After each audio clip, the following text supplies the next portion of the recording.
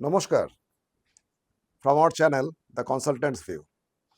In today's technical session, I would like to talk on one of the oldest water works in Asia, built up in 1868, serving silently for more than 150 years to about 3.0 million people now approximately. It is near Kolkata, earlier Calcutta, in the eastern part of India. Let me talk a bit on Kolkata's history, which would likely to bring relevance to the subject today, that is, water works serving silently since 1868. Modern day establishment of Calcutta can be attributed to Job Charnock 1630 to 1692, an administrator of the East India Company, which administered the Indian subcontinent till 1858.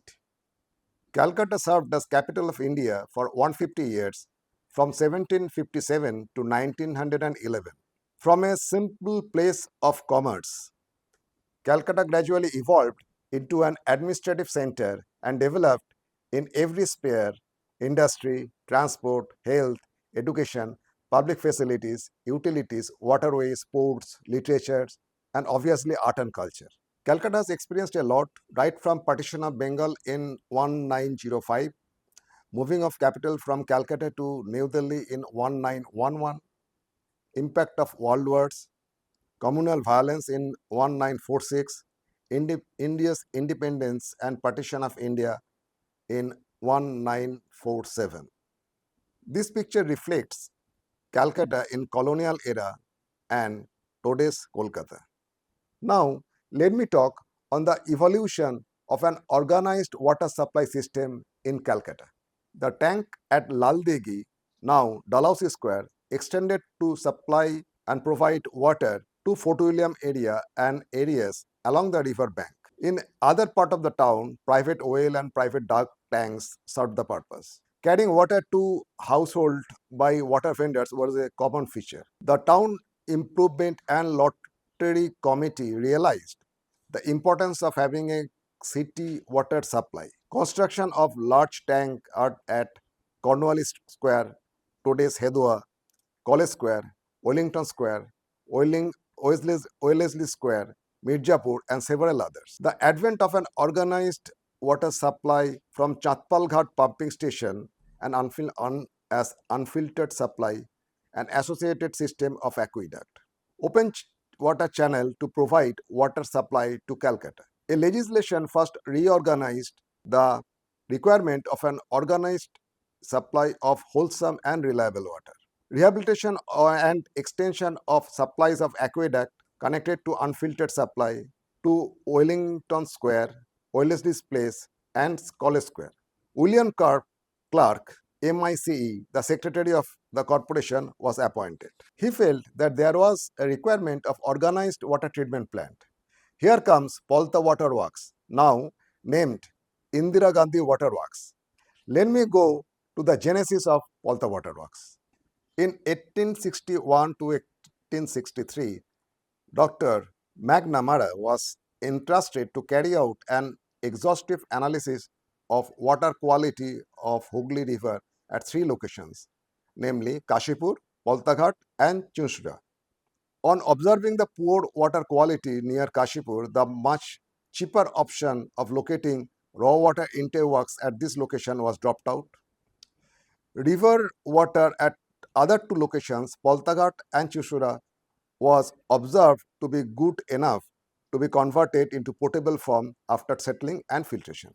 Dr. McNamara also advocated for a scheme for converting Calcutta's Moydan area into a catchment and a source of supply, about 13 to 20 mld at a cost of 0.11 to 0.0135 million pound at that point of time. At that point, 1 UK pound was approximately 10 Indian rupee. But it was ruled out.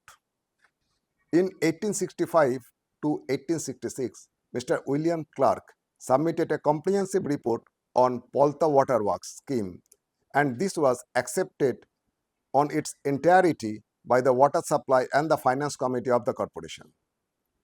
It is the very first surface-based water supply scheme in Asia, came into existence starting from 1865 and became operational in 1868. Salient points of the waterworks are its original name, Palta Water Works, presently, as I said, Indira Gandhi Water Treatment Plant. It is located about 22 kilometers north of Kolkata Municipal Corporation. It is on the eastern bank of River Hooghly. Year of commission is 1868 to 1870. It serves a KMC area and its neighboring and adjoining municipalities, about 482 acres, around 200 hectares municipalities areas. Its elevation is approximately 3.1 meter above Kolkata. Area of Palta Water Works is 8 square kilometer, which is approximately 110 times of Kolkata's Eden Garden Cricket Stadium. The main reason of selection of this site at Palta is to avoid the effect of salinity. River Hooghly was not considered as a true perennial in nature. Salinity in water works during tidal period and variation in water levels were found. Hence, the location should be at such a point where there will be no impact of salinity. The other reasons considered are effect of scouring and silting at Palta was observed to be minimum, being on the suitable bank side of the river. Treated water could be conveyed under gravity to the northern fringe, that is Tala, at the Tala point of the existing terrain of Kolkata Municipal Corporation. Security of such an important facility was ensured by adjoining military areas, presently Barakpur, presence of cantonment and army area, availability of land for future augmentation was possible, allowing adequate distance from the city for its possible future growth on northern side and avoiding conflict of such urban growth with expansion of these waterworks. It was not documented. Now, the river Hooghly is under tidal influence, which was discussed in my earlier technical session on salinity monitoring. At that point of time, in 1860s, salinity intrusion from Bay of Bengal was near Barakpur, downstream of Palta area. Later in the area 1975, Farakka Barrage was constructed and commissioned. The main purpose was to control the perennial water flow in river Ganges between India and Bangladesh through agreements.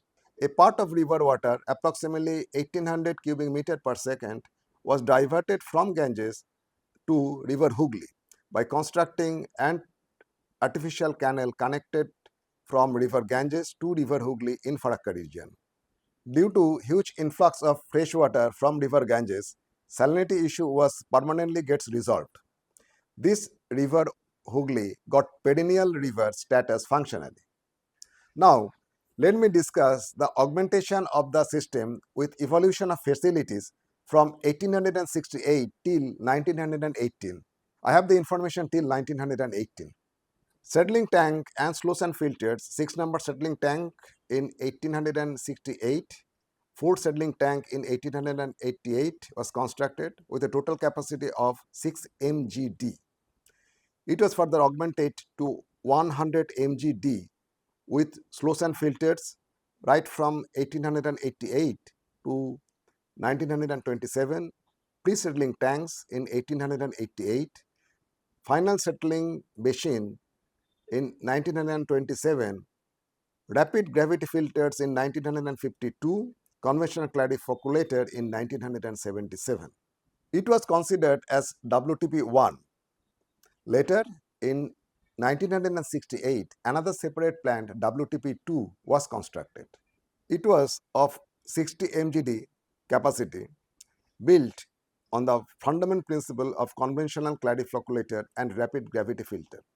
Another plant, WTP3, of capacity 100 mgd, was constructed based on modern technology, pulsator clarifier and aquazor V filter, and plate settler clarifier and rapid gravity filter in phases, commissioned from 1997 to 2002. As per the information I have, another 20 mgd facilities was added to the system after 2018. I would request my viewers to update me if you have any current informations. A schematic diagram is shown on the process trains of different WTPs. Transmission system of treated water was also developed in phases. The first phase transmission was by gravity flow, which was constructed in 1868. The system was augmented gradually in phases in line with the augmentation of the water supply capacities. 5 pipes were laid. At a later stage, the sixth pipe was laid, which gave an operation and maintenance window to the department for maintaining and rehabilitating the old pipelines in sequence. There was an unique feature in this waterworks. This is final settling pond. Its capacity is 260 mg with an area covering more than zero point 0.5 square kilometer.